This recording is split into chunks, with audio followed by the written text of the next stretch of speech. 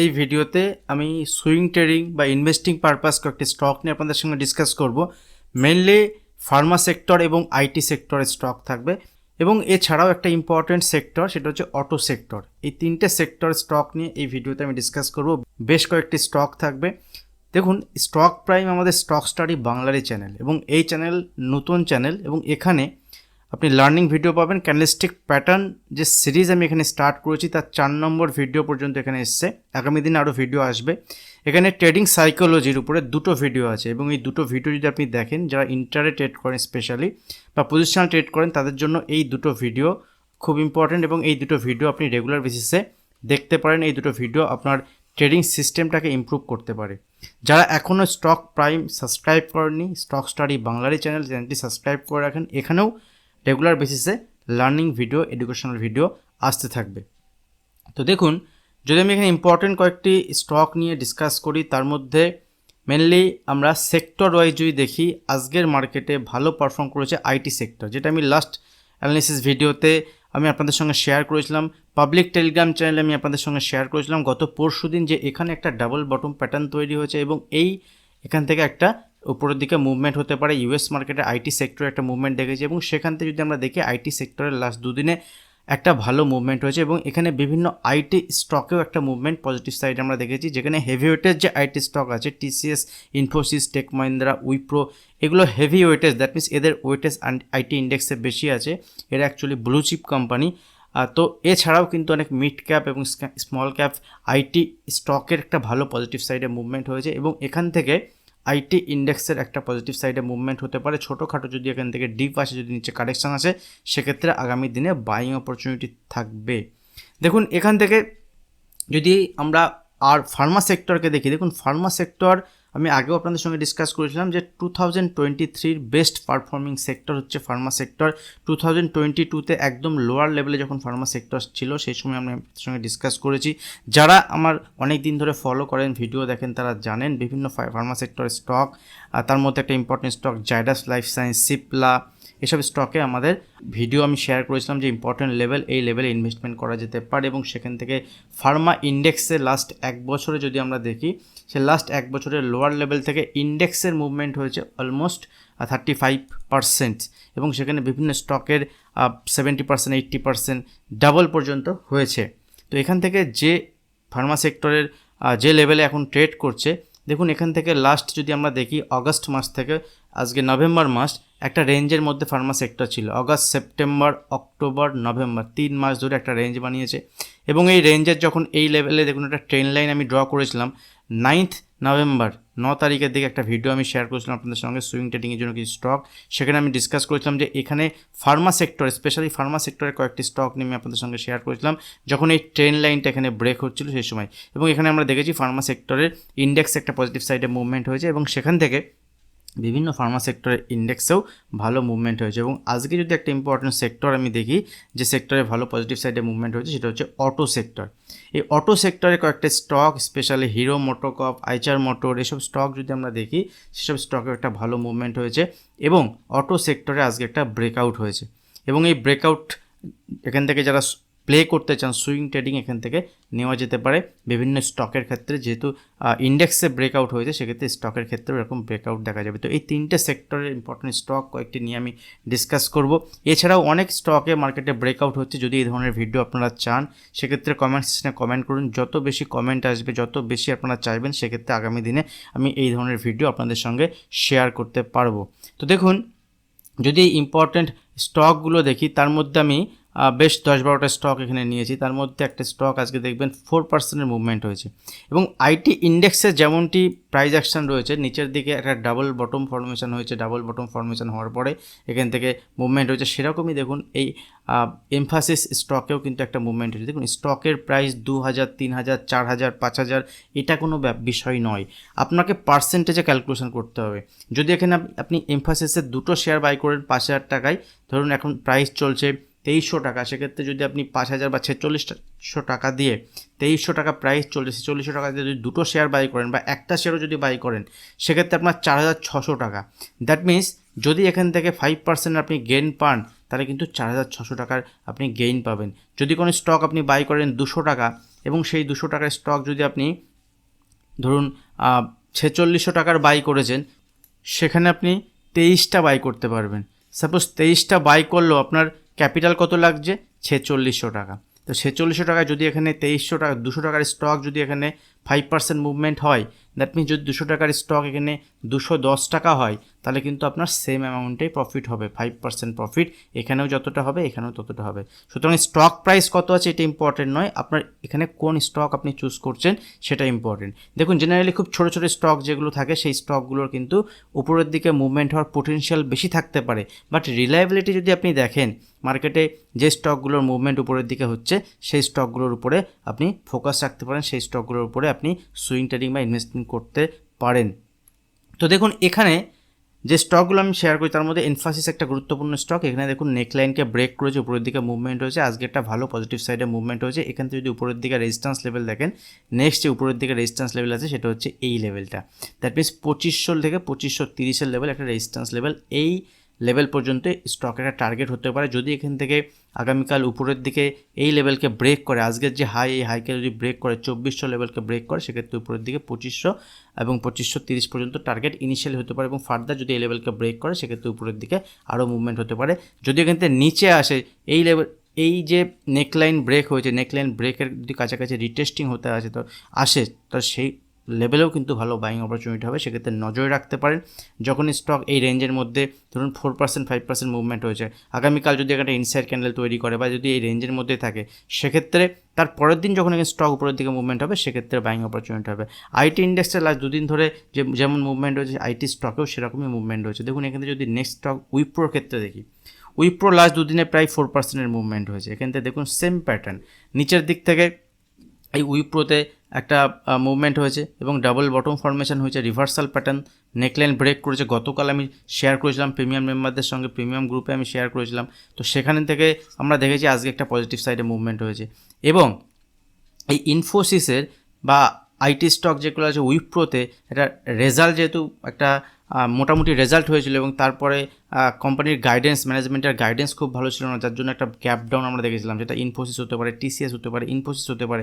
তো আমি সেই সময় শেয়ার করেছিলাম যে লোয়ার লেভেল যদি আসে সেটা বাইং অপরচুনিটি হবে। দেখুন এখান থেকে কিন্তু এই লেভেল, এখান থেকে যে লেভেলে রয়েছে 400-র কাছাকাছি, তো এরপরে কিন্তু একটা গ্যাপ আছে উপরের দিকে, এখানে 406 407, তো এখান থেকে এই গ্যাপ ফিল করতে আসতে পারে।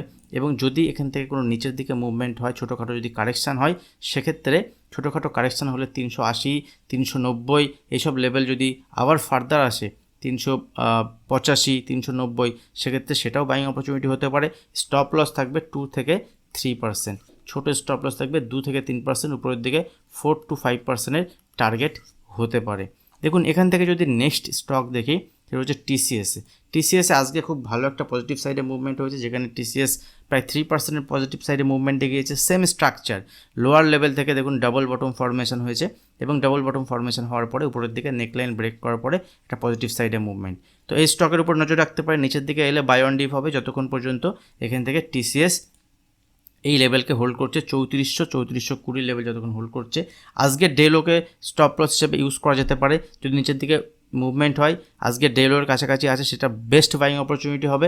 এবং যদি এখান থেকে টিসিএস আজকের যে হাই 3530 লেভেলকে ব্রেক করে, সেক্ষেত্রে উপরের দিকে 3590 থেকে 3600 টার্গেট এবং 3600-র উপরেও আগামী দিনে মুভমেন্ট দেখাতে পারে। সেক্ষেত্রে সুইং ট্রেডিং পারপাস এই স্টকগুলোর উপরে নজর রাখতে পারেন। নেক্সট ইনফোসিস, দেখুন ইনফোসিসকে যদি দেখি সেম প্যাটার্ন, লোয়ার লেভেল থেকে ডাবল বটম ফর্মেশন এবং ডাবল বটম ফর্মেশন, এখান থেকে দেখুন ডাউন ট্রেন্ড ছিল, ডাবল বটম ফর্মেশন হওয়ার পরে এখান থেকে নেকলাইন ব্রেক করেছে, উপরের দিকে পজিটিভ সাইডে মুভমেন্ট।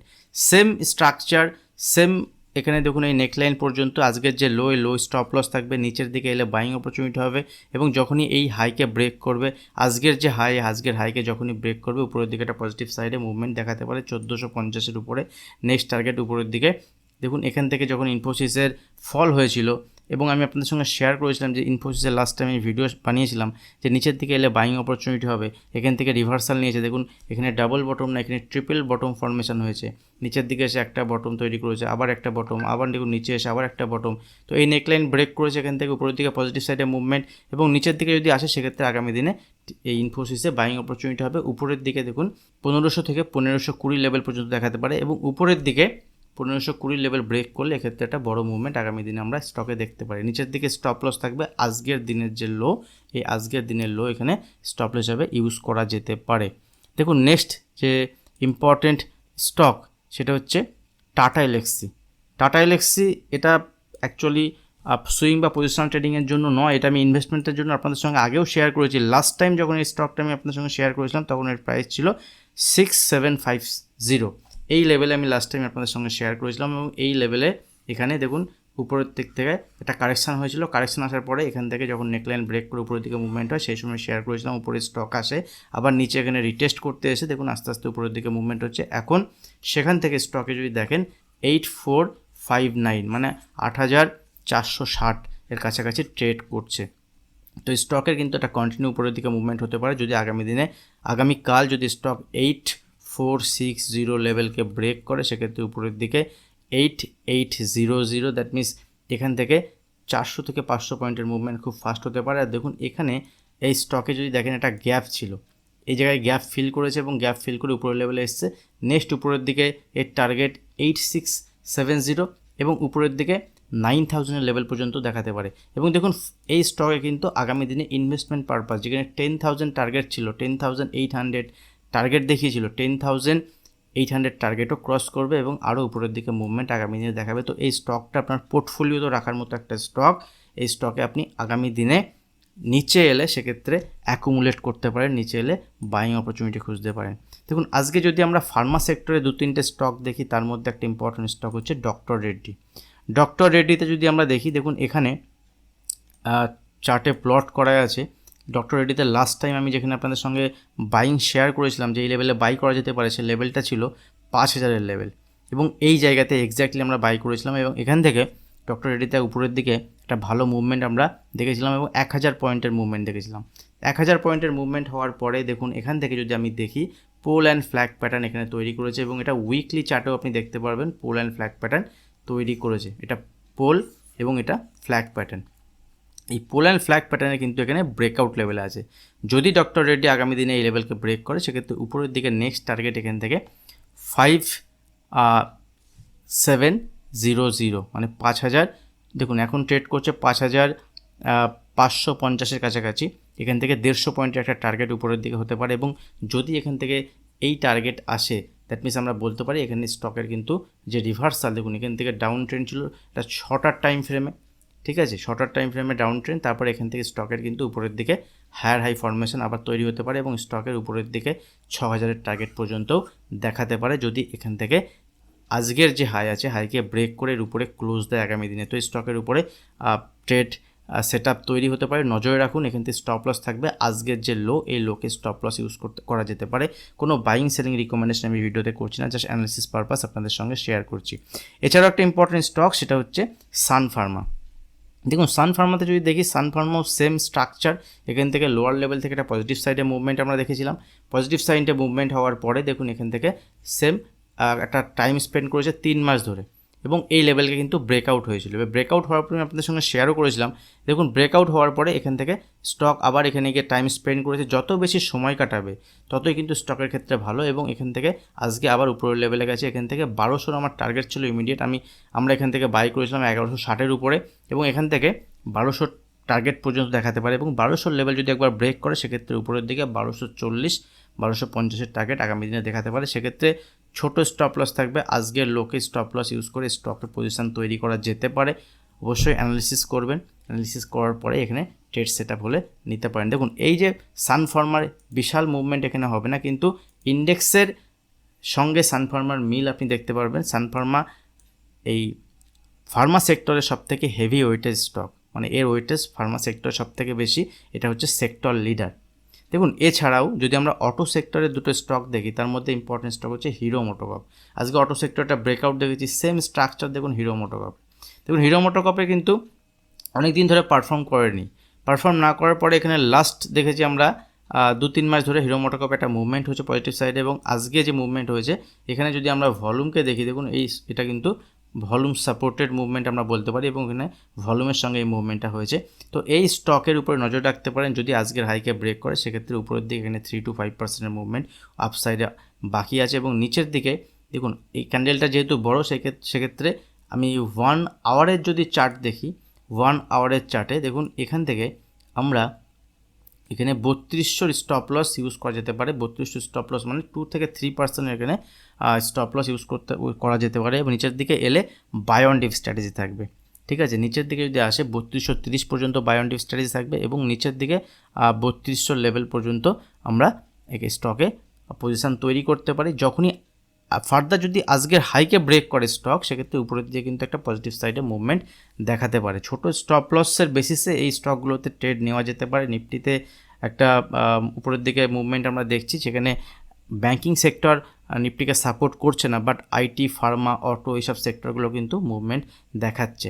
দেখুন এর সঙ্গে সঙ্গে একটা স্টক যেটা অটো সেক্টরের লিডার বলতে পারি আমরা, তার মধ্যে যেমন অটো সেক্টরের মেন লিডার হচ্ছে আমাদের মারুতি, এবং এর সঙ্গে সঙ্গে টাটা মোটরের একটা ওয়েটেজ অটো সেক্টরের আছে। এবং টাটা মোটরের যদি আমরা চার্ট প্যাটার্ন দেখি, 1 ডে ক্যান্ডেলে দেখুন টাটা মোটরে কিন্তু একটা ব্রেকআউট হয়েছে, এবং এই ব্রেকআউট হওয়ার পরে আজকে ব্রেকআউট লেভেলের উপরে সাস্টেন করেছে।